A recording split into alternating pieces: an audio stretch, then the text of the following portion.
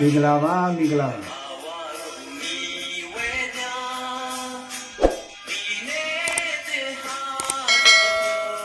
Sai bila he. Mai sungkha. Yuli kinwan kun muntai. Annyeonghaseyo, konbanwa.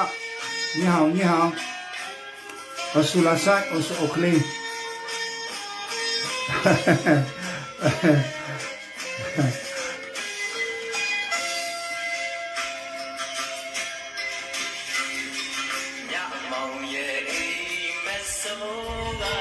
Miglava.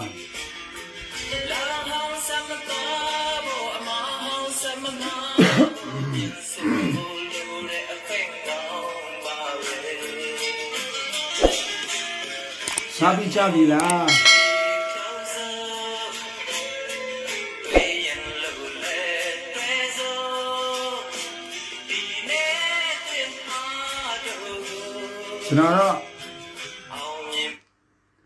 Chúng nó mít cậu mít hỏi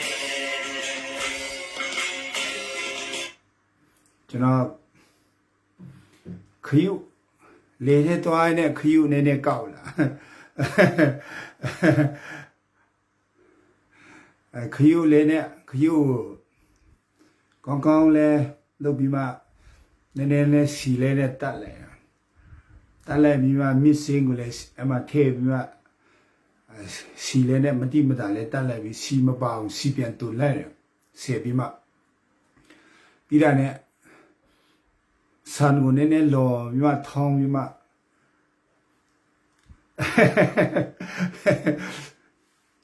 chỉ nó khíu ta là bao nè con nó sao thế này khíu đi thong được khỏe vậy khíu ta là bao vậy bị mà sau rồi rồi tu sửa lên này nó khíu bao nhiêu là bài khíu bao nhiêu là bài hơi bị cô tính rồi thì nhau ba chỉ cho cô thì yom là đều là thế này họ có thi xong cái biểu dạng như là phải là bị làm điều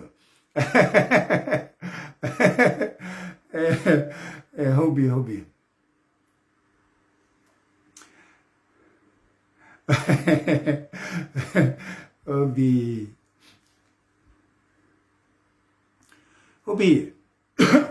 cho nó để chết lọ biểu xả lại biểu chỉ à nó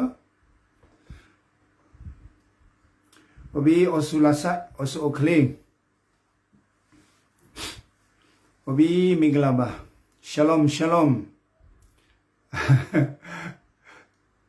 cho nó nếu tôi là ye pi ba cho nó xì là lều khíu san lò nè khíu ta là bộ cho nó yên à cái nhìn thì mình hình sao làm nhà đấy đó cái nhìn thì mình hình sao làm nhà đấy sura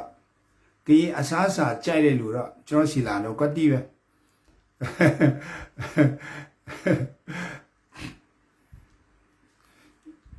ấy đi lên nhà bê ga nhà đấy lấy sura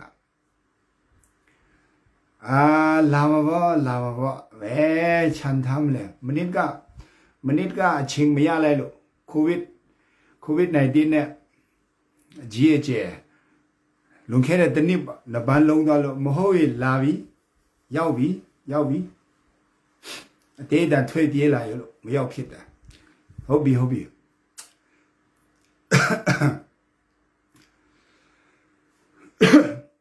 ấy đi lên này bê ga nhà này mà lấy số đấy mấy cái nào luôn khi này nippon trong xem mà lúc khi này nippon trong xem mà cho nó cái chuyện lưu miêu đấy để đàn sinh ra phụ đấy chếtဖြစ်တယ်lúc khi này nippon trong xem mà cho nó cái gì đó là vậy cho nó cái gì sự ta rồi cho nó bấm tâm đó mà đào thang xongเลยsự usi cho cái sao cho nó cái gìဖြစ်တယ်cho nó cái lúc là vậy bây giờ cái này đó là vậy lúc này khi mà tân là rồi sham bia xả rồi所以假如个钱呢，假如变龙沙丘呀，假如嘛也山也青也给你也，这叫比路上秋呀，比汤树。咱们那面嘛那个东西比嘛，假如苏派不都不都来的，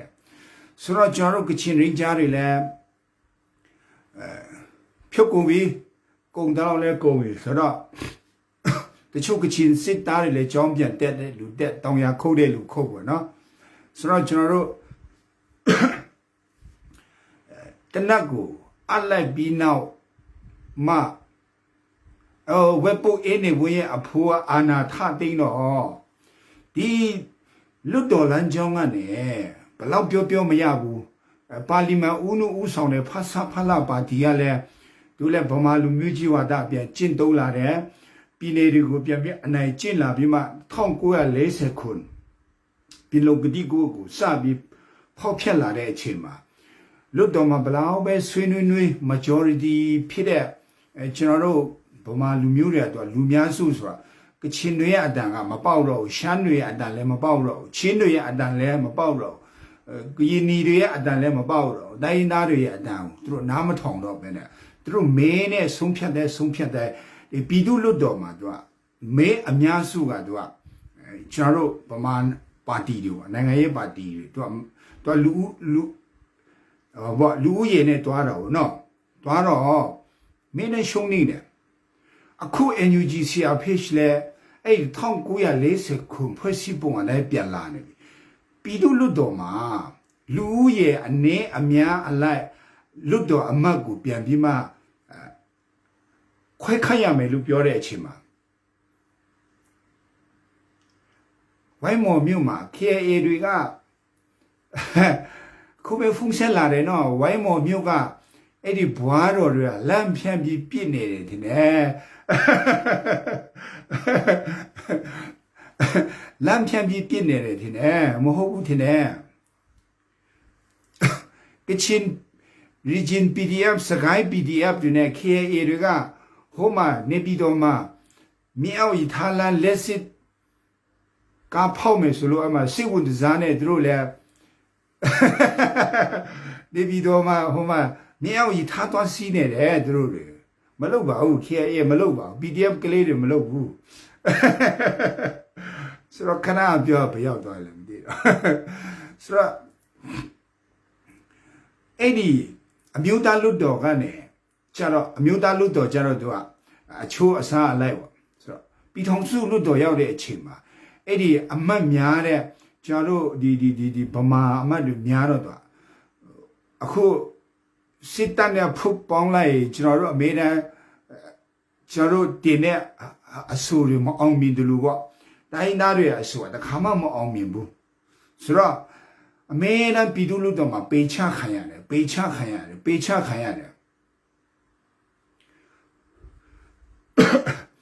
အမျိုးဖြစ်တဲ့အချိန်မှာအခု NUG-CRPH က NUG ကအခုထိအဲ့ဒီ Federal ကိုမရေးဘူးဖွဲ့စည်းပုံသူတို့ကရေးမယ်ဆိုစကားဦးတန်းထားတယ်ဥမာပြည်ထောင်စုလွတ်တော်မှာသူကအမတ်ဦးရေအလိုက်ဝန်ထိုင်မယ်လို့ပြောတဲ့အချိန်မှာသူကကျွန်တော်တို့ကလူဦးရေကများတာမြန်မာပြည်မှာကျွန်တော်တို့ဗမာညီကူတွေရဲ့ဒုတိယများတာကကျွန်တော်တို့ရှမ်းညီကူတွေဆိုတော့ကျွန်တော်တို့ကရင်နီလူမျိုးလူဦးရေနေတဲ့လူတွေရဲ့အဆူဆွဲကဘာကြီးတာပျက်စီးသွားမယ်တာလီဘန်တွေဒါအမေရိကတက်တင်းသွားလိမ့်မယ်ဘယ်တော့မှကရင်နီတွေရဲ့စကားကကျွန်တော်တို့ဖက်ဒရယ်မှာကြားရမှာမဟုတ်ဘူးအဲကြောင့် NUG-CRPH ကိုကျွန်တော်တို့ဂိုင်းသားညီကိုတွေကဘာပြောနေလဲဆိုဗမာပြည်နယ်ဖွဲ့ပေးပါပြီးမှဗမာပြည်နယ်ဖွဲ့ပေးပါ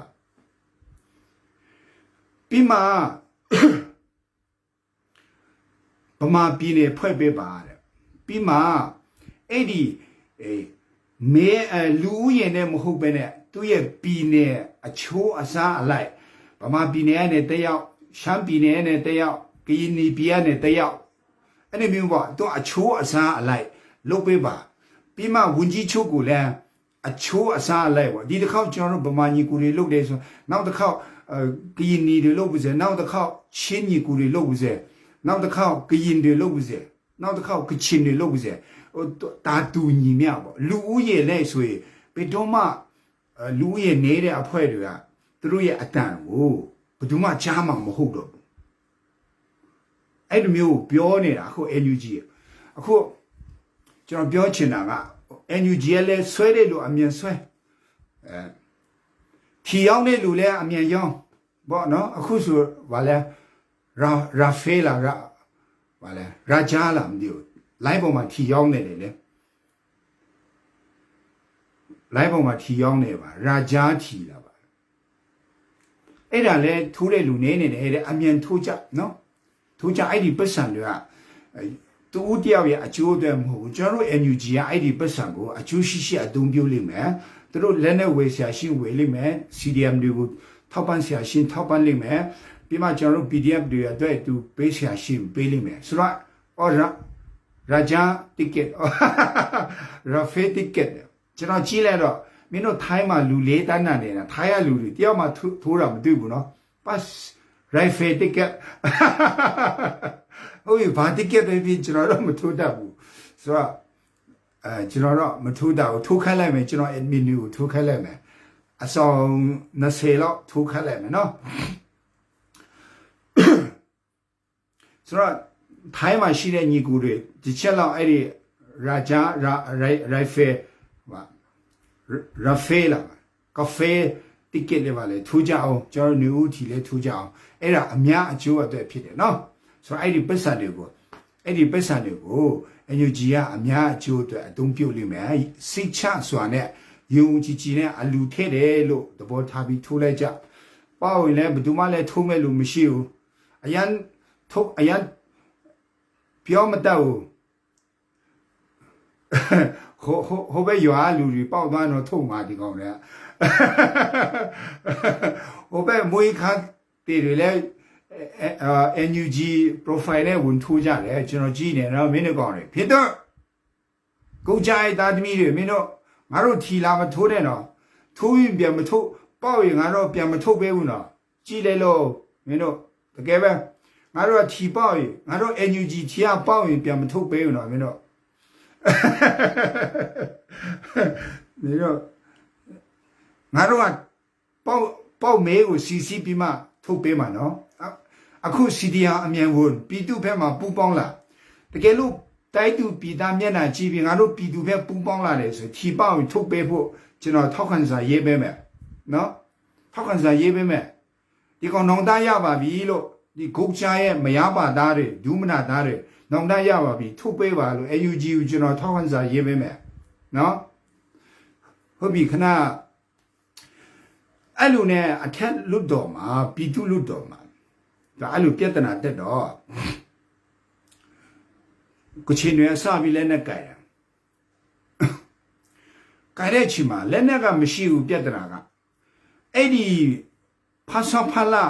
ပါလီမန်ဒီမိုကရေစီလွတ်တော်မှာထိုင်နေတဲ့ကချင်လွတ်တော်အမတ်တွေလူငယ်တွေကအခုအဲ့ခေတ်တုန်းက Gen Z လို့ခေါ်တာပေါ့နော် Gen Z တွေစကားတခုပြောတယ်ဟာကလေးတွေတဲ့မင်းတို့လူငယ်တွေတဲ့ငါတို့လွတ်တော်ထဲကနေဘလောက်ပြောကျွန်တော်တို့မရတော့ဘူးသူတို့ဗမာလူမျိုးတွေကလူများစုဆိုတော့ငါတို့လူနည်းစုတွေအတန်ကိုသူတို့နားမထောင်တော့ဘူးသူတို့ကမဲစနစ်နဲ့သွားနေပြီမဲထဲတယ်ဆိုရင်ထောက်ခံမဲဘလောက်ကန့်ကွက်မဲဘလောက်ဆိုမင်းတို့ငါတို့ရဲ့အဆူတင်မှုကမနိုင်တော့ဘူးလွတ်တော်ထဲကနေငါတို့ရဲ့ဖက်ဒရယ်တိုင်းတာအခွင့်အရေးဖက်ဒရယ်အခွင့်အရေးကိုကန်ချမာကိုဖန်တီးခွင့်ပင်လုံကတိကိုတော့မရနိုင်တော့ဘူးဟိုမှာတို့ဖဆာဖလာနဲ့တရုတ်ကြီးရှုမောင်ကြီးနဲ့လက်ဝါချင်းရိုက်ပြီးမှအာနာသိမ်းသွားပြီနင်တို့လူငယ်တွေနင်တို့လက်နဲ့ကြိုက်တော်လာတော့လို့ပြောလိုက်တာအဲ့တော့ဘောစောရီတို့ပေါ့နော်စန်သာစင်တို့ရှိမယ်ဦးလာရီတို့ရှိမယ်အခုကျွန်တော်ဆောလုံးတို့ရှိမယ်အဲ့ဒီလူကြီးတွေကအဲ့လိုပြောတဲ့ချိန်မှာအခုအဲ့ခေတ်တော့ Gen Z တွေကဘာလုပ်တာလဲဆိုတော့ဒီ 40kun pilong gedi gowoku pian ya phu aro le ma le tho lai bi pi thong su su bi le ne lai bi ma thu ro bu so ro di federal 1940ခုပြည်လုံးဂတိကဝတ်ကိုကျွန်တော်တို့ပြန်ယူဖို့အတွက်ဆွေးနွေးရုံနဲ့တော့မရတော့ဘူးကျွန်တော်တို့လက်နဲ့ကင်မရတော့မယ်ဆိုတဲ့လက်နဲ့ကင်တဲ့လမ်းစဉ်ကိုကချင် Gen Z တွေကအဲ့ဒီလမ်းစဉ်ကိုယူခဲ့တာဖြစ်တယ်အဲ့ဒီလက်နဲ့ကင်တဲ့လမ်းစဉ်ကိုစယူခဲ့တယ်ဆိုတော့လက်နဲ့ဘယ်ကရမလဲအဲ့မှာပြဿနာတက်ပြီလက်နဲ့ဘယ်ကရမလဲအဲ့မှာပြဿနာတက်ပြီလက်နဲ့မရှိရင်ငါတို့တေကိုမှာပေါ့ဒီလောက်စစ်တပ်ကြီးကိုဒီဂုတ်ချာတပ်တလောက်အင်အားကြီးတဲ့စစ်တပ်ကိုကျွန်တော်တို့ဘယ်လိုတော်လှန်ကြမလဲဆိုတဲ့အချိန်မှာဘာလုပ်ရလဲဆိုတော့ဒီဂုတ်ချာတပ်ရဲ့အကြောင်းကိုစပြီးမှလေ့လာတယ်ဒီဂုတ်ချာတပ်အာဏာတင်းတဲ့အကြောင်းရင်းကတို့ကပတ်စံလူချင်းလို့တို့ရဲ့အာဏာဒီမေရဲ့လောဘဒေါသမောဟအတွက်ပဲတို့ကအာဏာတင်းတာဆိုတော့တို့ကပတ်စံမီဘာမဆိုလုပ်တယ်တို့ကပတ်စံနာရမယ်ဆိုရင်တို့ကဘာမဆိုလုပ်မယ်အရေးထဲမှာအဲ့လောက်ကြောက်နင်တို့အကောင့်တွေပြုတ်သွားနောက်တစ်ခုပြန်ဖွင့်တယ်ဘာဖြစ်လဲပြုတ်ခါမှပြုတ်ဘာဖြစ်လဲကြောက်ပါတယ်အဲ့လောက်စစ်လေတဲ့ဒီ blue mark တော့ကြာချင်ကြာတယ်ကျွန်တော်ရဲ့ Facebook တွေကျွန်တော်ရဲ့ page တွေ blue mark ဆိုတာရှောက်ရတယ်အရှောက်တော့မခံနေရဲ့ page နေရဲ့ Facebook တွေအကိုလိုအားတဲ့ blacklist လို့ခေါ်တယ်လုံးဝရှောက်လို့မရပါဘူး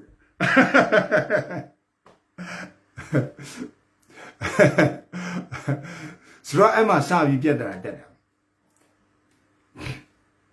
ဆိုတော့ဒီမာလာအဖွဲ့ကတော့ပတ်စံမြေအကုန်လုပ်တယ်ဆိုတော့အဲ့မှာစပြီးမှအုတ်ချုပ်ရဲမူးတို့ဒီဖက်စစ်တပ်ကခံထားတဲ့အုတ်ချုပ်ရဲမူးတို့ CP တို့လန်တဒါတို့မီတာတို့ရဲတို့ပြီးမှဒလန်တို့တို့ရဲ့ထောက်လန်းရဲတွေကိုချိကရတယ်ချိကပြီးမှကျွန်တော်ခေရဲ့တက်ကမီချူမောင်းပြတ်ပေါ့သူမီးလဲနဲ့သူကတိုက်ပွဲအတူကိုဖော်ဆောင်ပေးရတယ်မင်းတို့ကချင်တွေလာခင်ငါတို့နဲ့တိုက်ပွဲလေးလုပ်မယ်ပေါ့နော်ဖုံတိုက်ပွဲလေးလုပ်တော့သူတို့တွေလည်းထုတာပေါ့ကွယ်သိရမလားဟိုထုဒီထုပေါ့ထုပြီးပြီဆိုရင်အဲ့မှာသူတို့ယူလာတဲ့ပွဲစားတွေကတစ်ဆင့်ပေါ့နော်သူတို့ယူလာတဲ့တနတ်တို့ကြီးစံတို့အမြောက်တို့အကုန်လုံးရောင်းပေးတယ်ကွာကဲပြီးရောဆိုအဲ့ဒါပွဲစားဘယ်သူလုပ်ပဲဆိုထွေအုပ်တို့အုပ်ကြီးအုပ်ငယ်တို့ရက်ွက်ယုံတို့ပြီးမှစီပင်တို့ရေတို့ဟိုမှာဖက်စစ်တပ်ကိုထောက်ခံနေတဲ့အဆူတော်တို့မင်းတမီမင်းသားတို့သူတို့ကနေတစင်တော့လက်နဲ့ကိုယူရတယ်ဝဲရတယ်တိုက်ပွဲအတူလေးပေါ့နော်အဲ့လိုနဲ့ပြီးမှပီတုစစ်တွေကအဓိကသူကအဲ့ဒီဂုတ်ချာတတ်မတော်ရဲ့ဗမာတတ်မတော်ရဲ့လက်နဲ့ကိုပွဲစားတိုက်ပေးတာအဲ့ဒီပီတုစစ်ပေါ့နော်ပီတုစစ်တို့ကျွန်တော်တို့ပီတုစစ်တွေကိုကျွန်တော်တို့ကချင် Gen Z တွေအချိကရတယ်ပီတုစစ်တို့ကျွန်တော်တို့ရက်ွက်အုပ်ချုပ်ရေးတို့ဒလန်တို့အဲ့လိုချိကပြီးမှတိုက်ပွဲအတူလေးတွေဖော်ဆောင်ပြီးမှအခုအဲ့လိုမျိုးနဲ့လက်နဲ့ဝေရတယ်ဥမာအခုဒီတလောကကျွန်တော်တို့ PDF ကလေးတွေကကြီးစံလို့တယ်တနတ်လို့တယ်ဆိုတော့ကျွန်တော်တို့ဘယ်လိုဝေရလဲဆိုတော့ကျွန်တော်တို့ဒီမြစ်ချနာမှာရှိတဲ့ပြူစောထီတို့ကျွန်တော်တို့အုတ်ချုပ်ရဲမူးတို့ပြီးတော့အဲ့ဒီမြစ်ချနာဝိုင်းမော်ဖက်မှာရှိတဲ့ကျွန်တော်တို့ရဲ့မီတာတို့ CP တို့အဲ့ဒီလန်ဒဒါတို့မှာရှိတဲ့လူတွေကိုကျွန်တော်တို့ PDF ကလေးတွေသွားချိကရတယ်ချိကပြီးမှမင်းတို့58ကကိုကျွန်တော်တို့တစ်ချက်လောက်ဖုံဆိုပြီးတနတ်လာပြစ်မယ်ဆိုတော့58တတ်မူတို့တို့တွေကတိုက်ပွဲအတူလေးတွေလုပ်ပြီးမှညချမ်းပြစ်ပေါ့အခုပြစ်နေလား အဲ့လိုမျိုးတိုက်ပွဲအတူလေးတွေလုပ်ပြီးကျွန်တော်တို့ကကြီးစံဝေရတာဖြစ်တယ်ကြီးစံဝေရတာဖြစ်တယ်အဲ့လိုမျိုးနဲ့ပဲကျွန်တော်တို့ PDF ကလေးတွေကြီးစံတို့တနတ်တို့သူတို့စီကဝေရတယ်လေကျွန်တော်တို့ KA လေဒီချိန်တုန်းကအဲ့လိုပဲဝေခဲ့တာဟုတ်ဆိုတော့ဒီဟာကိုနင်တို့နော်ဟိုဘက်အုပ်စုမှာတော့မရှိဘဲနဲ့နော်ဟိုကကြားလို့ဟိုဘက်ကသူတို့ဂုတ်ကြားကသူတို့ရဲ့ဂျပူကြီးကကြားပြီးမှအဲ့မှာမိချနာတကွေမှာရှိတဲ့ပြူစောထီတို့ရဲစခန်းတို့အုတ်ကြီးအုတ်ငယ်တို့အကုန်လုံးကိုဖိုင်းရအဲ့ဒါငါတာဝန်မရှိဘူးတော့မင်းတို့နော်ဘာဖြစ်ကျွန်တော်တို့ကကုချင်းစားရတယ်နော်တနက်ကအဲ့လိုမျိုးကျွန်တော်တို့ဝေရတာဖြစ်တယ်အဲ့လိုမျိုးဝေရတာဖြစ်တယ်ဆိုတော့မပူနဲ့ရန်ကုန်မလဲမှာတနက်ဘယ်လိုရမလဲဆိုမပူနဲ့ဟိုယုံလေးကိုမေးကြည့်လိုက်ပြီးမှဟိုမင်းသမီးတယောက်လေ58ဝိုင်းမော်ကိုခောက်ခါနဲ့ကွန်ပျူတာဟိုလုပ်ပေးတဲ့မော်ဒယ်မင်းသမီးတယောက်လေသူခြေတလုံးနဲ့ကျွန်တော်ခြေတလုံးနဲ့ဆိုကွက်တီးပဲ site တူပဲမင်းသမီးတယောက်ချောလေးပဲသူတို့တွေအဲ့ဒီလက်နဲ့ပွဲစားလုပ်ပေးကြတယ်ဆိုတော့ကျွန်တော်တို့အဲ့လိုမျိုးပေါ့ကျွန်တော်တို့ရန်ကုန်မန္တလေးနေပြည်တော်အောက်ပြအောက်ရမှာကျွန်တော်တို့ပြူစောထီတို့ရေစခန်းတို့တည်မလားမီတတ်တို့စီပီတို့အဲ့ဒီမီခုလိုက်ဆောင်တဲ့လူတွေဆိုနေနေတူတိတ်ကျွန်တော်တို့ညီကြရွှေယူပါဟုတ်ပါတော့မရှိပေးနေတော့တမတော်ထောက်ခံတဲ့ဖက်မှာတော့မရှိပေးနေအလကားသူတို့ကျွန်တော်တို့ကအတုံးလို့တယ်တနတ်ဝယ်ဖို့လေဆိုတော့ကျွန်တော်ဒီအကြောင်းမပြောနဲ့ဆိုပြီးမှအဲ့ဒီရန်ကုန် PDF ကကျွန်တော်ပြောလာတယ်ဘာဖြစ်လို့လဲဆိုခင်ယူပါနဲ့ယုံလေးစင်နဲ့ကျွန်တော်ဘစ်တူဆယ်လက်ဝေထားတယ်ဖုံမပြောနဲ့ခဏနေကျွန်တော်လည်းနဲ့ဝေမရဘဲနေလိမ့်မယ်အဲ့လိုမျိုးပြောတယ်ဆိုတော့ကျွန်တော်လည်းအခုနင်တို့သူတို့စီမှာမရှဲနဲ့တော့မရှဲနဲ့နော်ဆိုတော့အဓိကကျွန်တော်လည်းနဲ့ဝေပြီးမှပဲလေနော်ဝေပြီးမှဆိုတော့အဲ့လိုမျိုးပဲသူတို့ရဲ့ရပ်ကွက်အုပ်ချုပ်ရေးတို့အထူးသဖြင့်ပြူစောထီးတွေကိုနင်တို့နည်းနည်းချိကပြူစောထီးလေတည်မလားပြူစောထီးလေနင်တို့ရှိလားအမအရင်တော့ဆိုဟောလေစွန်အားရှိလားပါလေစွန်အားရှိလားဖွဲ့တော့ကျွန်တော်တို့ဟိုဘက်ချင်းတောင်ဖက်ဆိုအရင်တော့ကျွန်တော် CNF ကိုအဓိကပွဲတိုက်ပေးတာဟောလေပါလေကျွန်တော်ရဲ့ရေထွတ်တော့ဘူးလက်လားဆွေတို့လေဘူးလက်လားဆွေတို့ဟိုရေထွတ်တို့ကနေတဆင့်ကျွန်တော်တို့ CNF ကတနတ်မနေဝေခဲ့ရတယ်ဆိုတော့အဲ့ဒီကျွန်တော်တို့ပြည်နယ်တွေတာဝန်ကျတဲ့တိုင်းမူတို့ဘာလို့ဆိုသူတို့စီကနေကျွန်တော်တို့ကတိုက်ပွဲအတူလေးတွေဖော်ဆောင်ရတယ်ချင်းတောင်ပဲပြီးသူတို့ကဟိုလေထွက်ပြေးဟန်ဆောင်ပြီးမှတချို့တော့တကယ်လည်းထွက်ပြေးပါတယ်ဒါပေမဲ့ဟိုကြီးစားနေလားအများကြီးခြံထားခဲ့တယ်ဆိုတော့ပြောမရဘူးလင်းပြန်ကတော့လင်းပြန်လူချင်းတော့ကျွန်တော်တို့ဟိုတွေကိုအဓိကလင်းပြန်တို့တင်ကားတို့အဓိကဝေလူရမှာကကြန့်ခိုင်ဖွံ့ဖြိုးရေးကိုဆက်သွယ်မှရမယ်နော်ကြန့်ခိုင်ဖွံ့ဖြိုးရေးကတော့အဲ့ဒါသူတို့မိုက်တယ်သူကတော်လေးကိုသူကဘူချုပ်စင်းနေတယ်နော်ဆိုတော့ကျွန်တော်တို့ရဲ့ကြန့်ခိုင်ဖွံ့ဖြိုးရေးပါတီကိုဆက်သွယ်တူတိတ်ဆက်သွယ်ဒါဆိုရင်ကြန့်ခိုင်ဖွံ့ဖြိုးရေးပါတီဝင်တွေကိုတူတိတ်ဆက်သွယ်အဲ့ဒီလက်နဲ့ကြီးတွေဝေလို့ရမယ်နော်ဆိုတော့ဒါကျွန်တော်ညတို့လက်နဲ့ဘယ်ကနေရမလဲဆိုလို့ဒီမှာအောင်နောက်တစ်ခုဟိုလေကျွန်တော်တို့တီတကူတို့ဗုဒ္ဓဂုံရေတို့ကျွန်တော်တို့ဝစီပိတ်တို့မပါဒဝီရတူတို့စီမလဲကျွန်တော်တို့ရဟန္တာငါတွေနည်းနည်းလေးဆက်တွေ့ကြည့်ပါလားအခု gate ထိုင်နေတဲ့ဘုန်းကြီးတို့နည်းနည်းသူတို့ဒီစီလေးရနိုင်တယ်တည့်မလားသူတို့ဒီစီမလေးရနိုင်တယ်သူတို့အဓိကတော့ဒီကြံ့ခိုင်ဖွံ့ဖြိုးရေးနဲ့မပါဒနဲ့ကျွန်တော်ဟိုဘက်တော့မရှိဘဲနဲ့နော် YMBA ရုံမှာငါမရှိတော့ကုန်သွားပြီဟိုတလောပဲဘကိုး PDF တွေဝေသွားပြီအလက်30ကျော်ဝေသွားပြီ YMBA လေသိရမလားဆိုတော့မရှိတော့အတိပြန်ရောက်မှာပေါ့ပြောလို့တော့မတတ်ဘူးဆိုတော့တစ်ချက်လောက် ကျွန်တော်တစ်ချက်လောက်သူတို့တိတ်ညိလေအထူးသဖြင့်တော့ကျွန်တော်တို့ပြူစောထီးပေါ့ယုံကလေးတော့နေတော့အပြစ်မတင်နဲ့တော့ဘာဖြစ်သူကကျွန်တော်တို့ PDF ကလေးတွေကိုအဲ့ဒီရှူယူပါနဲ့ယုံကလေးတော့နေတော့အပြစ် form တော့မထုနဲ့သူတို့အဲ့ဒီခင်ယူပါနဲ့ယုံကလေးကကျွန်တော်တို့ PDF ကလေးတွေကိုသူတို့ရောင်းပေးတာမနေတော့ဘူးအတူတွေသူတို့เนี่ยကအတူပဲရောင်းတယ်ဟိုအရှယ်တော့မရောင်းဘူးအတူလေနော်ဆိုတော့ဘာဖြစ်ဟိုဘက်မွေးခါတဲ့တွေကိုတွားမရှင်းမိနဲ့နော်ဆိုတော့ခဏနဲ့နေထိုင်ပြူစောထီးတွေပါကျွန်တော်တို့ရဲ့ပြူစောထီးမှာကျွန်တော်တို့လူအများကြီးထိထားတယ်ကျွန်တော်တို့ကနော်ဆိုတော့ကြန့်ခိုင်ဖွံ့ဖြိုးရေးမှာလည်းကျွန်တော်တို့နေဦးတော်လန်ရဲ့ထိထားတယ်ရှင်နန်းတော်မှာလည်းကုန်သားပြီးတင်တဲ့ဟိုတစ်ခေါက်ဘုံတစ်ခါထားကွဲတော့ကဂုံကြီးနှလုံးစာထမ်းသွားပြီကျွန်တော်တို့ဟိုဘက်တန်လင်းတလားဖက်ကကျွန်တော်တို့ PDF တွေအလက်30လောက်တော့ရွှေနန်းတော်ရွှေဆိုင်ကယူသွားပြီမရှိတော့တော့နော်ရွှေနန်းတော်မှာမရှိတော့တော့တော့မရှာနဲ့တော့နော်ဆိုတော့ကျွန်တော်တို့တစ်ချက်လောက်အဲ့မှာအထူးသဖြင့်ကျွန်တော်တို့ bullet လာရွှေတို့ဘာလဲရေထုတ်လေကျွန်တော်ဝန်ကြီးအရင်ကရေထုတ်တို့အဲ့ဒီအထူးသဖြင့်ကြန့်ခိုင်ဖွံ့ဖြိုးရေးတို့စားရှင်တို့သူတို့ကိုတစ်ချက်လောက်နေတော့ခင်တာပဲချက်လောက်ဆက်တွေ့ကြည့်ပါလားအဲပကံမှာတော့တနတ်မရဘူးနော်အဲပကံတော့အထူးသဖြင့်တူဟောလေဘုံတီးတွေပါရတော့အဲပကံမှာတော့ဝေလူရလို့တော့ကြားဘူးတယ်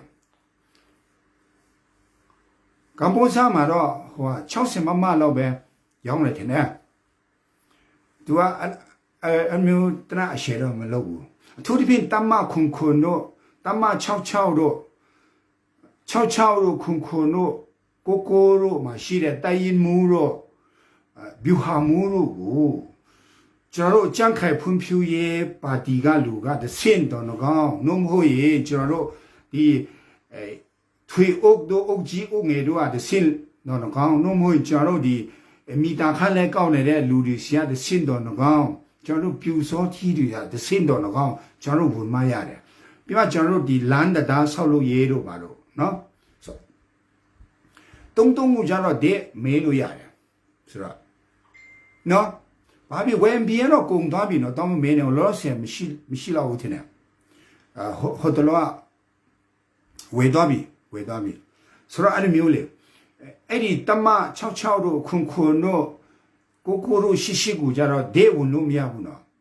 သူတို့အဲ့ဒီ66တို့ခွန်တို့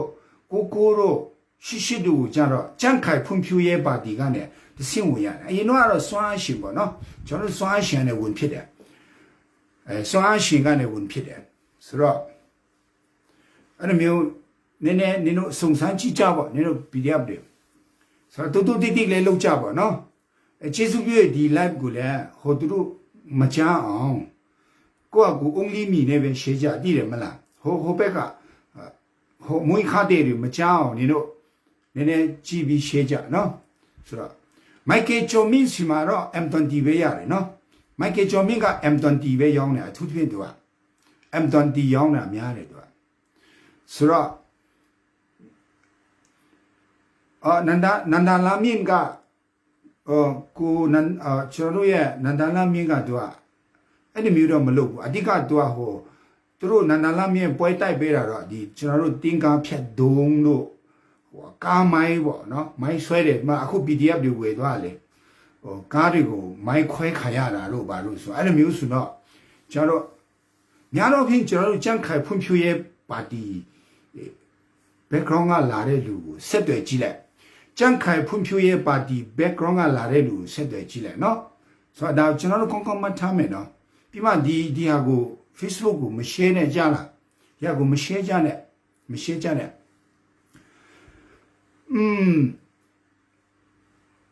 လူခဲတဲ့နလားလောက်တည်းတော့နလားလောက်အဖြစ်ရတော့ဥတေစအင်ကကားနဇီလောက်ကိုအင်းနေဘူးကစကိုင်းတိုင်းဖက်ကိုဆွဲထုတ်သွားလို့ကြားတယ်တက်တာတွေလို့တော့ပြောတယ် ဥဒေဇအင်ကဟာကိုလေနော်ကား3စီးလောက်နဲ့အဲ့ဒီကျွန်တော်တို့ရဲ့အင်းနေဝန်းကစကိုင်းတိုင်းဖက်ပို့တယ်လို့ပြောတယ်ဆိုတော့အဲ့ဒီဟာကတိတော့မတေချာဘူးကြည့်ရတာဘာလဲတော့မသိဘူးပတ်စံတော့မဖြစ်နိုင်ဘူးတင်တယ်သူကနေရောက်3ယောက်လောက်ခန်းရတယ်လို့ပြောတယ်ဆိုတော့စကိုင်းတိုင်းဖက်ကလူတွေကြံ့ခိုင်ဖွံ့ဖြိုးရေးတွေကိုတစ်ချက်မေးကြည့်ပေါ့အဓိကတော့ကျွန်တော်တို့ကျွန်တော်တို့အုပ်ကြီးအုပ်ငယ်ရက်ကွယ်အုပ်ချုပ်ရေးတို့များတော့မြင့်ဒလန်တွေရှိမှလေအခုနေတော့ရန်ကုန်ဒီမှာဒလန်ရှိလားဒလန်ရှိသူတို့ရှိမှတစ်ချက်မေးကြည့်ပေါ့သူတို့ရှိမှသူတို့တေချာတယ်အခုသူတို့ဒလန်လောက်တာလဲပတ်စံလူချင်လို့လေနော်ဆိုတော့နည်းနည်းဂယုဆက်နော်ဘာလို့ဒီကပေါက်ချလို့မရဘူးအဲ့တော့ကျွန်တော်တို့သူတို့အဲ့ဒီတမတော်ထောက်ခံတဲ့လူတွေမြင်နေတဲ့ group တွေပါတယ်မှာတော့မ share မိနဲ့ကြားလားမ share နဲ့ဒါကျွန်တော်တို့ဘာဖြစ်ကျွန်တော်တို့လက်နဲ့ဘေကရနိုင်မလဲဆိုတဲ့အလမ်းချောင်းကိုကျွန်တော်တို့ကလေးတွေကအရန်မဲနေလို့ကျွန်တော်တစ်ချက်လောက်စေတနာနဲ့ပြောပြတာလေမ share နဲ့တော့ဒီ live ကိုမ share နဲ့တော့မ share မိနဲ့တော့ဆိုတော့ဘာဖြစ်လို့ကျွန်တော်တို့ကလူသားချင်းစာနာရမယ်ပြီးရန်သူကျွန်တော်တို့ကသူတို့ကိုကျွန်တော်တို့ရဲ့ရန်သူမဟုတ်ဘူးလေကြက်ခတ်ဖွံ့ဖြိုးရေးမှာလည်းအခုကျွန်တော်တို့ BDF ကလေးတွေအတွက်ဒင်းယူပေးတဲ့ဒလန်တွေအများကြီးရှိတာပဲသူတို့ဖက်ကနေကြည့်ဒလန်ပေါ့ကျွန်တော်တို့အတွက်ကျတော့ကြက်ခတ်ဖွံ့ဖြိုးရေးမှာကျွန်တော်တို့ရဲ့ mix တွေရှိတယ်ဆိုတော့ကျွန်တော်တို့ရဲ့ mix တွေရဲ့မျက်နှာကိုလည်းကြည့်ပေးရမယ်ပြီးရက်ကွက်အုပ်ကြီးအုပ်ငယ်တွေပြီးမှဒီမီတာခလိုက်ကောက်တဲ့လူတို့ CP တို့မီတာတို့မှာလည်းကျွန်တော်တို့ကိုပုံမှန်တင်ပေးနေတယ်လို့အများကြီးပဲအဲ့ဒါကိုကျွန်တော်တို့သိရမယ်ဥပမာယုံကြီးဖြစ်နေယုံလေးတို့ယူပါဦးလို့ဆိုတာအထူးသဖြင့်ကျွန်တော်တို့ PDF ကလေးတွေဓာတ်ရိုက်တို့ကတင်လေးပေးတယ်အတူလေးရှာပေးဆိုဒါကျွန်တော်တို့ရဲ့ mix တွေနင်တို့မဆဲနဲ့နော်မင်းတို့ရွှေယူပါနဲ့နင်တို့ယုံလေးကိုမဆဲနဲ့နော်ကျွန်တော်ပြောမယ်မဆဲနဲ့နော်ကျွန်တော်တို့ရဲ့ mix တွေအရင်ခောက်တွေကျွန်တော်တို့ရဲ့ mix တွေအရင်ခောက်တွေအခုအဲ့ဒီနင်တို့မန်လေးတို့ဘာလို့ဆိုကြန့်ခိုင်ဖွံ့ဖြိုးရေးအတင်းတွေနဲ့နင်တို့ခင်လာမရှင်းနဲ့နော်ကျွန်တော်တို့ရဲ့လူကသူတို့ကြန့်ခိုင်ဖွံ့ဖြိုးရေးမှာအများကြီးဥမာကျွန်တော်တို့အခုသူတို့နေပြီးတော့ကောင်းစီဆိုဖြစ်နိုင်မထိပဲနဲ့နော်ကျွန်တော်တို့နေပြီးတော့မှရှိတယ်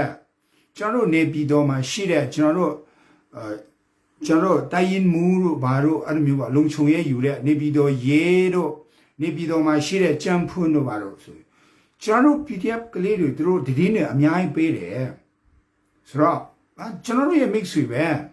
နင်တို့ why ဆေးတာတွေပါတယ်မလုပ်နဲ့ဥပမာကိုကျွန်တော်တို့ဖက်မပါတဲ့လူတွေလည်းအများကြီးရှိတယ်ဒါပေမဲ့ခွဲပြီးဆေးပေါ့နော်ခွဲပြီးဆေးပေါ့နည်းနည်းခွဲပြီးဆေးပေါ့ဒါပေမဲ့ဂျန်တဲ့လူဆေးချင်ဆေးယုံလေးနဲ့ယူပါကိုတော့မဆေးပေးနဲ့နော်အပါကြီးကြော်တော့ဆေးဒီကောင်ကအလကားဒီကောင်ကငမူဘာမှလည်းဒီင်းလည်းမရအောင်ဒီကောင်ပါကြီးကြော်ဒီင်းမရအောင်ဆိုတော့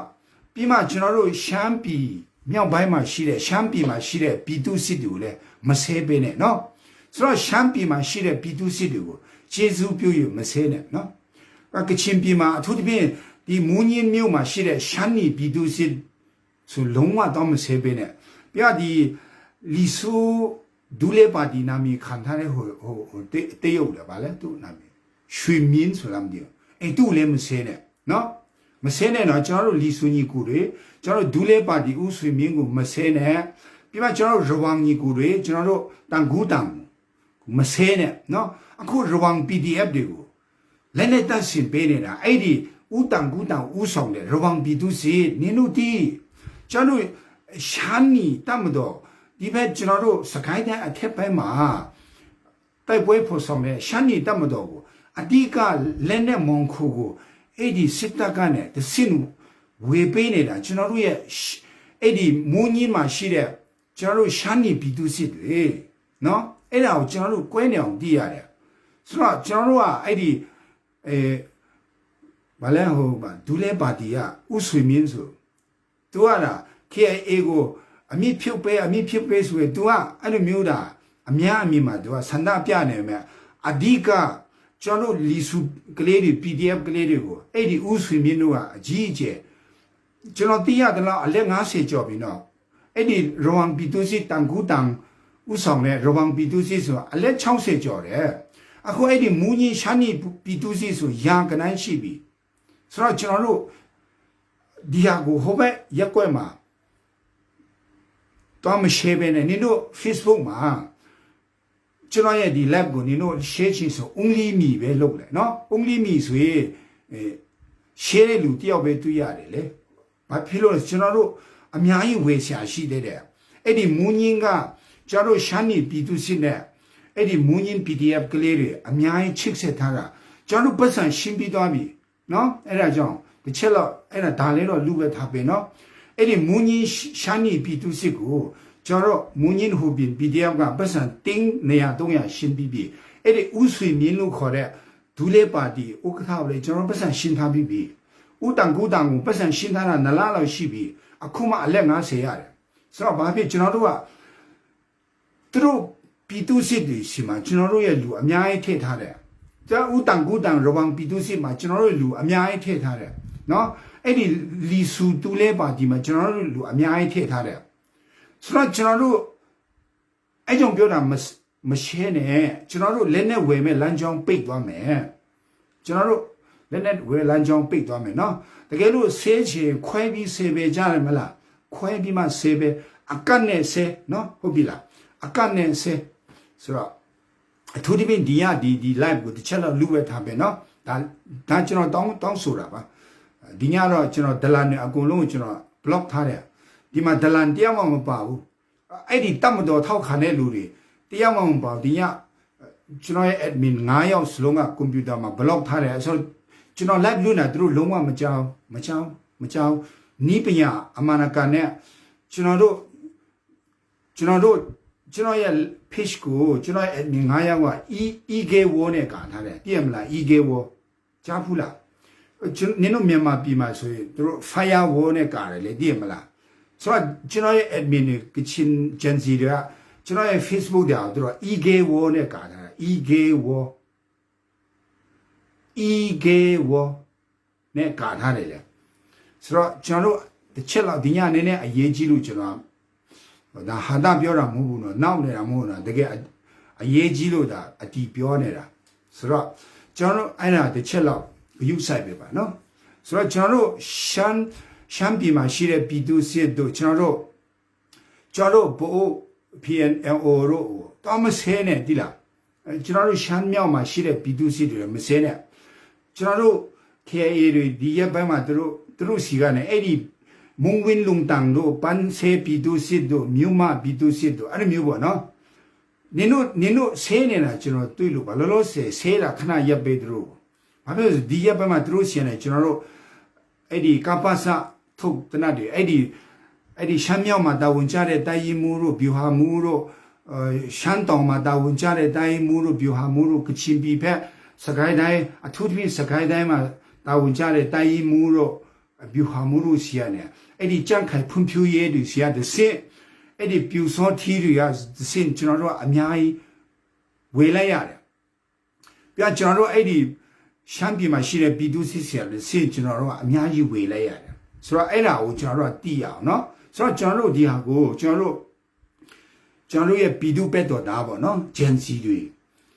ရှိတဲ့ဖက်ကိုပဲ share ပဲနော်ဆိုတော့ဟိုဘက်မွေးခါတဲ့ဖက်ကိုလုံးဝတော့မ share ပဲနဲ့ဒါအရေးကြီးတယ်ဒါကျွန်တော်နောက်နေတာမဟုတ်ဘူးနော်တကယ်အတီးပြောနေတာဆိုတော့ဟာတာမလုံးနဲ့နော် only me နဲ့ share ဘာလဲ only me နဲ့ share သူတို့ကိုဆဲချင်ခွိုင်းပြီးဆဲနော်အကန့်နဲ့ဆဲအထူးသဖြင့်နေပြည်တော်ကောင်စီနေမှာရှိတဲ့အုပ်ချုပ်ရေးမှူးတို့အဲ့ဒီနေပြည်တော်ကောင်စီမှာတာဝန်ကျတဲ့ရဲတွေစီပင်တို့မိတတ်တို့ရက်ွက်အုပ်ချုပ်ရေးတို့လောလောဆယ်မဆဲနဲ့နော်ဆိုတော့သူတို့ကိုကျွန်တော်တို့ PDF ကလေးတွေအယောက်5,000ထောင်ဒီနေပြည်တော်ကောင်စီကိုကျွန်တော်တို့ဒီနေပြည်တော်ကိုကျွန်တော်တို့ဝေရဖို့အတွက်အဲ့ဒီရဲကားတို့ရက်ွက်အုပ်ချုပ်ရေးကားတို့ကျွန်တော်တို့ကြန့်ခိုင်ဖွံ့ဖြိုးရေးပါတီရဲ့ကားတွေကိုကျွန်တော်တို့ကားတစ်စီးကိုကျွန်တော်တို့30ပေးရတယ်နော်张开喷票也干的是顶的谁多谁不记得，所以也干脆生安顶，假如一块欧洲也多，哎的那边的公司也推欧洲从谁顶，所以啥了就那路张开喷票也干。俺那面嘞，张开喷票也干顺对吧？哎，你比如说提的农村也有别了，不必食茶的，所以也干，假如食到茶的，咱们都也的，木铺当的，所以哎的比较不来的，家的嘛，谁定，生阿定来背啊的，木铺来边背啊是嘛，改不，都来丰富的话路的了喏，所以哎的，哎。退屋里啊，也来录起来，都说7对了，可能7对了呀，都是。而像那里那边的公司嘛，是的，也都，比嘛那里那边的公司，那里比嘛那边的这边的贵嘛，是的，就那种张开喷票也都，比如说提的老老实实，没车呢哦，喏，就那路啊面积是的，都是不啥的啊面积是的，都是不算别人家的，喏，是吧？就俺那的吃个有啥样？哎，阳光从山枪路，苗乌格拉路，哎的苗嘛嘞，莫比的拍个苗天嘛，是嘞也是看牛嘞，老些没车嘞哦。喏，假如比较个来的个来比崩，面积都是些呢，未来呀嘞，阳光嘛是嘞也是看路，阳光苗头嘛是嘞也是看牛个，老些比没标呢，我们地上上面的钱呢别讲了。你那阳光苗嘛嘞，山枪路把西的面包，我俺们西的面也是看路，老老实实没地上面的钱呢呗，喏，比方爱的，你那阳光他妈西的，讲开喷票也都把肉，没车呢哦，假了，没车呢哦，都老老实实，就那路也比点个来的哦，都是嘛来比碰的，俺们那干嘛他那西的，不是新比比，爱的阳光他妈西的也是看路。讲开喷票也有，假如不是新比多比，假如人呢没养起嘛，的人保家路没有，何必啦？假如路起来来比崩的话的，都是阿公也比数码的路塞钱塞了，喏，何必啦？老些没塞了，我们店上来哦，哎的阳光没有嘛，现在欧几欧眼的没塞了哦，哎的话，比如说提的没塞了哦，都的假如比点个来的些呢，都不是面被比，所以看那呢，就那路。都是呢，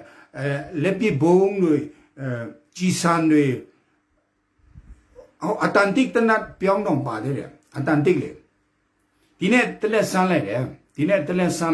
阿丹迪，阿丹不讲要扑个那呗，就讲嘛讲，哎，没有都是要为写嘞，所以呢，曼德勒带讲开业写了的信，假如没那这地方为他了，是吧？假如到写了第二呢，第二的人保家路没有。第二，今朝也配饰过，都是得来呢，文记路没有，龙华文路没有。假如地嘛，一给我嘞，对不啦？一给我，刚才标记一给我，一给我呢，搞他嘞。今朝也，或今朝admin呢，computer，连嘛得呀，老几的 computer 写完台语都是一给我呢，也来发呢。你啊，或今朝来不了呢我，后边一块路的，龙华没讲，那么多套看那路的，龙华没讲都是个。夜来，阿可，他们都偷看的路的，阿讲我来吐的，龙华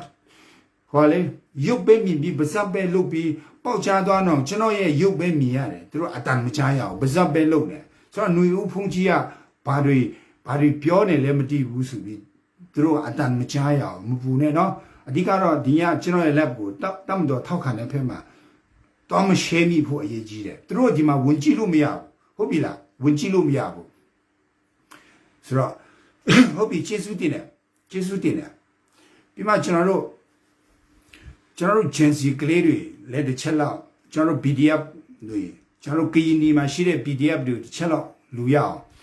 这个了你弄来嘛讲开喷票也咯，假如比如说提咯，这种讲不算路的，这种表面，都说不算呗，哎讲开喷票也咯，哎你比如说提咯啊，不算呗，不算。哎，你欧几欧眼咯，不算。哎，你咯，你爸爸，这路呢，多少卡标，这路我，你爸爸嘛，后面咯，因为当年这路多了也嘛，过年了呗。这路个洋气的啦，这路啊，那教路哎的也是看你话的，教路哎的也的啊，这路洋气的啦，这路在那边呢嘛讲了，这路တနပြည့်ဆိုတေးချပြီသူတို့တနပြည့်ဆိုသူတို့ကြီးစံထုတ်ရောင်းတာလားနှုံးမို့ရေလက်ပြဘုံထုတ်ရောင်းတာလားအဲ့ဒီမျိုးပေါ့သူတို့ကကြီးအဖြုံးပြရလေသိတယ်မလားကြီးအဖြုံးပြရလေဟိုတလောတော့မှဖကနုကတာတို့ဆိုရင်သူတို့ယေစခန်နဲ့ပြေးတယ်လေနင်တို့မှတ်မိလားအဲ့ဒီယေစခန်မှာသူတို့ကပတ်ဆိုင်ပေးထားပြီးတော့ကြီးစံတွေတနတ်တွေဆိုစခန်းထဲမှာအပိထားပေးတာဒါကျွန်တော်တို့သိရတယ်အဲ့လိုမျိုးသူတို့ရဲ့လှုပ်ရှားတဲ့အကွက်ဒါအဲ့ဒါကိုကျွန်တော်သိရတယ်မဟုတ်ဘူး EKW နော်နင်တော့ Great Again ဆိုပြီး EKW ဟုတ်ပြီ EKW နဲ့ကာရတယ်မပူနဲ့ကျွန်တော်ရဲ့ page ကိုဒီရသူတို့မတွေ့ရအောင်ကျွန်တော်ရဲ့ admin 9ယောက်ကကွန်ပျူတာအခုနောက်ဆုံးပေါ်လာတာသူတို့နေပြည်တော်မှာတော့မရှိတဲ့ကွန်ပျူတာ screen တော့လက်မ100လောက်ကြီးတယ်အဲ့ဒါနဲ့ EKW နဲ့တရုတ်ကြီးတော့မသိတယ်ဘူးเนาะတရုတ်ကြီးတော့မသိတယ်ဘူးဆိုတော့အခုမှအဲ့ဒါနဲ့သူတို့ရေးလေ fight နေတာအကုန်လုံးကာထားတာအဲ့ဒီတမတော်ထောက်ခံတဲ့လူတွေမကြောက်ကာထားတာဆိုတော့ကျွန်တော်တို့တစ်ချက်လောက်စုံစမ်းရအောင်နင်တို့ရန်ကုန်ကအခုဆိုငတ်နေပြီလေကျွန်တော်တို့တော့မှစားစရာမရှိတာသူတို့လည်းစားစရာမရှိတော့သူတို့တနတ်ရောင်းချင်တာလက်ကုန်ပဲအဲ့ဒီကြံ့ခိုင်ဖွံ့ဖြိုးရေးကလူတိုင်းတနတ်ရှိတယ်လေသူတို့တွေလက်ကုန်ရောင်းချင်တယ်အဲ့ရေးတွေကအစဟိုတည့်ရမလားဟိုပြူစောထီးတွေလေမနေ့တနေ့မှတင်တန်းတက်ပြီးမှတူလေးပြောရအောင်နော်အရန်ကျဲလည်းမကောင်းတူလေးပြောရအောင်မနေ့တနေ့တင်တန်းလို့တော့သူတို့တွေကကြီးစံအဖြုံးပြတွေ့ရမလားဟိုကဘာလဲပြူစောထီးတွေလေအပြစ်ပြတယ်လေပြီးသူတို့ရောင်းစားချင်တယ်သူတို့ကပတ်စံပဲထောင်ထွက်တယ်သူတို့ပတ်စံတယ်ဆိုတော့အဲ့ဒါကိုကျွန်တော်တို့ဒီဟာကိုမရှင်းနဲ့နော်only me နဲ့ပဲ share only me နဲ့ပဲ share ဟိုတတ်မတော်ထောက်ခံတဲ့အဖွဲ့တွေမှာဆိုလုံးဝတော့မ share နဲ့မဟုတ်ဘူးဘာဖြစ်လို့ဆိုရင်သူတို့ကျွန်တော်တချို့ကပတ်စံပေးပြီးပြီဟိုအလက်90ဆိုအလက်20လောက်ပဲရသေးတယ်ဥမာနေပြီးတော့ကောင်းစီမှာဆိုရင်အဲ့ဗမာစကားရှိလေစင်ခု6ရင်စင်နမောင်းသေးဝင်ဆိုတာအဲ့ဒီနေပြီးတော့ PDF တွေကအဲ့ဒီနေပြီးတော့ကြန့်ခိုင်ဖွံ့ဖြိုးရေးကိုပတ်စံအလက်90ဖူရှင်းထားပြီးသားအဲ့ဒါအလက်20ပဲရသေးတယ်အလက်20ပဲရသေးတယ်ဆိုတော့နောက်ထပ်အလက်90နေလို့တွားရှင်းပြီလို့ဟောကနေကြားသွားရင်အဲ့ဒါဝန်ကုတ်လိုက်လိမ့်မယ်မှာကြန့်ခိုင်ဖွံ့ဖြိုးရေးတွေဝန်ကုတ်လိုက်ပြီဆိုငါတို့နောက်ထပ်ရစရာမရတော့ဘူးထောက်ချောင်းတီးအောင်နော်ဆိုတော့ပြီးမှယုံလေးကိုလည်းနင်တို့ဘာမှတော့မပြောနဲ့ဘူးဒီရက်ပဲမှကျွန်တော်ဒီနေ့ပဲကျွန်တော်အဲ့ကြောင့်ကျွန်တော်တက်ပြောတာနင်တို့တွေယုံလေးကိုလေယုံခေါ်လာဘာလာလဲမစင်းနဲ့အမလေးတော့မစင်းနဲ့ဟိုရွှေယူပါဦးလေကျွန်တော်ဝိုင်းမော်တိုင်ရင်မေတွေကိုထောက်ခံတဲ့မင်းတမီးလေသိရမလားဟိုချုံမချုံဆိုတော့သူကမင်းကလေးတန်မဲ့သူကတတိရှိတယ်အဲ့ဒီရွှေယူပါကမင်းကလေးတော့ပြောတာတတိရှိတယ်ကဲသူအဲ့ဒီကြံ့ခိုင်ဖွံ့ဖြိုးရေးနဲ့ပြူစောထီးထီးစီကနေတစင်သူပွဲတိုက်ပဲပြီးမှအဲ့ဒီရွှေယူပါစီကနေကျွန်တော် PDF ကလေးတွေအတူ6လက်ဒီမှာ6လက်ရသွားပြီ6လက်အတူ6လက်ရသွားပြီအဲ့ယုံလေးဆိုကြည့်မင်းသားထဲမှာသူ့လောက်ချောတဲ့မင်းသားရှာလို့မရဘူးချောလဲယုံလေးသူအရေးကြီးရှိတယ်သူဆိုတော့အဲ့ဒီယုံလေးဆိုရင်10လက်ကျော်ပြီဒီတော့အဲ့ဒီရန်ကုန်ရထားပေါ်မှာရေးတွေကိုတတ်တာယုံလေးပါတယ်လို့တော့မပြောနဲ့မင်းတို့ကလည်းတော့မပြောနဲ့အဲ့လိုမျိုးတော့မပြောရဘူးတော့တူတိတ်အကုန်လုပ်ပါစေတော့ကျွန်တော်တို့ဖက်မှာလည်းပါတယ်ဖက်ဒရယ်ပြည်ထောင်စုရလာတဲ့အချိန်မှာဒီကုတ်ချအဖွဲ့ကိုကျွန်တော်ဖြုတ်ပြီးတဲ့အချိန်မှာယုံလေးတော်မှာကျွန်တော်တို့ကတိုက်ရင်မှုပေးမလို့ရွှေယူပါဘူးဆိုရင်ရေးမေတွေရဲ့ခေါင်းချုပ်ရေးမေတွေကိုအုပ်ချုပ်တဲ့ဘယ်လိုခေါ်မလဲမိမရေးမေချုပ်ပေါ့ရွှေယူပါဘူးပေးဖို့ကျွန်တော်တို့အခုဒီမှာတိုက်ပင်ထားတယ်ကျွန်တော်တို့တိုက်ပင်ထားတယ်အဲ့ကြောင့်နင်တို့ဒီရက်ပိုင်းမှာမဆဲနဲ့အောင်ဟုတ်ပြီလားဆဲချင်ခွဲပြီးဆဲအကန့်နဲ့ဆဲနော်ဟုတ်ပေါ့ဆိုတော့အဲ့ဒါတစ်ချက်တော့တတိထားရအောင်ဆိုတော့ကျွန်တော်တို့ ဒီအပိုင်းမှာကျွန်တော်တို့ကရင်နီ PDF ကလေးတွေတော်တော်လေးအခက်အခဲဖြစ်နေတယ်ကျွန်တော်တို့ကရင်နီဘက်မှာရှိတဲ့ PDF ကလေးတွေအခက်အခဲဖြစ်နေတယ်အဲ့ဘက်မှာကျွန်တော်တို့ထိုင်းနိုင်ငံမှာရှိတဲ့ကျွန်တော်ညီကိုတွေကရင်နီစခန်းဘက်မှာတစ်ချက်လောက်ကရင်နီညီကိုတွေနဲ့ကျွန်တော်တို့တော်လိုင်းရေးသမားတွေကရင်နီမှာရှိတဲ့ PDF ကလေးတွေကျွန်တော်တို့ကရင်နီလက်နက်ကဲတတ်မတော်ဘူးတစ်ချက်လောက်တတ်နေလောက်တစ်ချက်လောက်ယုံကြည်အောင်ပြီးကျွန်တော်နိုင်ငံတကာရောက်နေကျွန်တော်ချင်းညီကိုတွေကအစကျွန်တော်ကချင်ကရင်ချင်းမုံပမာရခိုင်ရှမ်းကျွန်တော်ညီကိုမောင်နှမတွေကျွန်တော် CDF ချင်းတောင်ဘက်မှာကျွန်တော်ပါရာစီတမောတော့ရှာတောက်လို့မရအောင်တော်တော်အခက်အခဲဖြစ်နေတာကရင်နီဘက်ရောပြီးမှကျွန်တော်တို့ကိုတူလေတတ်မတော်ပါကျွန်တော်တို့can you တတ်မတော်ဘက်မှာလည်းခက်ခဲရှိတယ်ကျွန်တော်တို့စကိုင်းတိုင်းမှာရှိတဲ့ PDF ကလေးတွေမုံရွာဘက်မှာကျွန်တော်တို့ KIA KO ဘက်မှာတစ်ချက်လောက်ကျွန်တော်တို့တတ်နိုင်တယ်လို့ပေါ့နော်ဆိုတော့ကျွန်တော်တို့ Liza Youth Team ဆိုတာရှိတယ်နော်ဆိုတော့ကျွန်တော်တို့ KIA ကိုဟာမဟုတ်ဟာမလုံးနဲ့အမြန် comment အမြန်ဖက်လိုက်ရေးချုပ်တွေအဓိကရောင်းစားနေတာ comment အမြန်ဖက်လိုက်ရေးချုပ်တွေတနက်ရောင်းနေအကြောင်းသွားမရေးမိစင်းနဲ့အမလေးရေးချုပ်တွေကအဓိကအဲ့စခန်းမှုတွေရေးချုပ်တွေဆရာကျွန်တော်တို့ဝင်နေတာခင်ဗျ comment အမြန်ဖက်လိုက်အမြန်ဖက်လိုက်တကယ်ပဲမင်းတို့ဆိုတော့ကျွန်တော် KIA KIO က Facebook ကနေတဆင့်အလူမခံခိုင်းဘူးနော်အလူမခံခိုင်းဘူးကျွန်တော်ပြောပြမယ်ဒီရက်ပိုင်းမှာ Facebook account 5ခုကနေကျွန်တော်တင်ထားပေးတယ်ဗာလဲကချင်ပြည်သူ့တမ္ပဒနိုင်ငံကချင်သတင်းမီဒီယာဘာဆိုင်ဝါဘာဆိုတာမသိဘူးကျွန်တော်တို့တိုင်ရင်စတဲ့နေမှာရှိတဲ့ PDF တွေKIA စစ်သားတွေကဘေးရှိတံပေးရောက်ကချင် region PDF ကလေးတွေသူတို့ရခါလို့ကျွန်တော် KIA မှာကျွန်တော်ကထောက်ဖို့ဖွဲ့ရှိတယ်သူတို့ကဆက်နဲ့ပြောပြီးဆိုချက်ချင်းလိုက်ပို့ပဲဆိုအဲ့မှာလူနေတယ်အလိုက်စားအမျိုးသမီးဌာနချုပ်ကနေဒီစိတ်တုံးအစစ်နဲ့တင်ပေးမယ်လို့သူတို့ကပြောတယ်မဟုတ်ဘူးအဲ့ဒါလင်စားနေတာတတိထားကျွန်တော် Facebook မှာကျွန်တော်တင်ထားပေးတယ်ကျွန်တော်မနေ့ညအဲ့ဒါတွေ့တော့ကျွန်တော်ချက်ချင်းကျွန်တော်အလိုက်စားအမျိုးသမီးဌာနဒီမှာလိုက်စားလူတွေပါလားမသိဘူးအမျိုးသမီးဌာနလူတွေကျွန်တော်လမ်းမေးကြည့်တော့တီးလည်းမသိဘူးအဲ့ဒီလိုက်စားမှာရှိတဲ့အမျိုးသမီးဌာနအဲ့ဒါလိုက်စား youth team လို့ခေါ်တယ်အဲ့ကနေတဆင်းသူတို့ကချက်ချင်းပို့ပေးတယ်ဘယ်ရှိတန်ပဲဖြစ် PDF ကလေးတွေလူတများကအစသူတို့ဆက်နဲ့ပေါက်လိုက်တဲ့အချိန်မှာကျွန်တော်တို့ KIA ထောက်ပံ့ရေးအဖွဲ့တွေရှိတယ်အဲ့သူတို့ကချက်ချင်းနည်းနည်းနောက်ကျတာပဲရှိရအောင်ပို့ပေးတယ်အဲ့ဆိုတော့ကျွန်တော် Facebook မှာဗီဒီယိုတွေပါတယ်တင်တာသိရမလားအဲ့အဟောင်းတွေဆိုတော့ကျွန်တော် KIA မှာရှေ့တန်းမှာဗီဒီယိုရိုက်ခွင့်မရှိဘူးတကယ်လို့ရိုက်ထားတဲ့အဆို3-4ရက်လောက်ကြာမှတင်တယ်ဒါတော့မှအပြောခံရတာ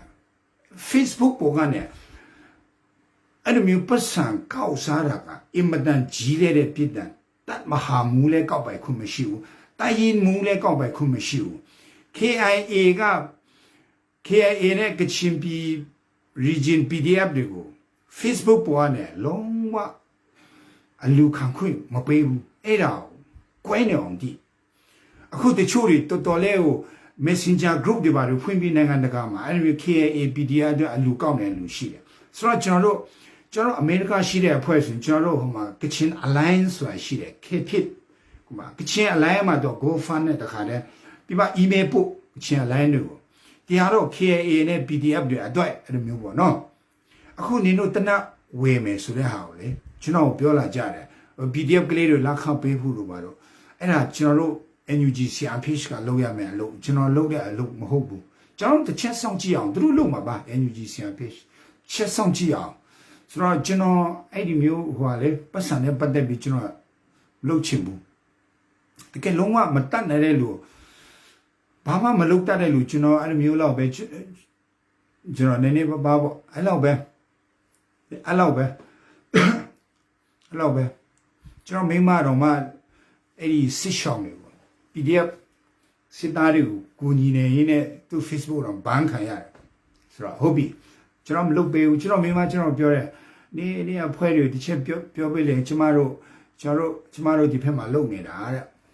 အဲ့နင်တို့လုပ်ကွာကျွန်တော်လာမရှုံနေအဲ့ပတ်စံနဲ့ပတ်သက်ပြီးအလူနဲ့ပတ်သက်ပြီးကျွန်တော်မလုပ်ချင်ဘူးလို့အဲကြောင့်ကျွန်တော်တို့စစ်မှန်တဲ့ကချင်လူမှု KCA အဖွဲ့ကနေတစ်စင်တွားရအောင်ဖကနိုဘာတို့ PDS နေတို့တည်ပါတယ်ဘလူလူရမယ်ဆိုတာနော်ဖကနိုတထဲတွေနော်ဖကတထဲတွေနော်နင်တို့ဘလူလူရမယ်ဆိုနင်တို့တည်တယ်ကျွန်တော်ပြောပြရှာမလို့နင်တို့တည်တယ်ဘလူရောက်နေဆိုတာကချင်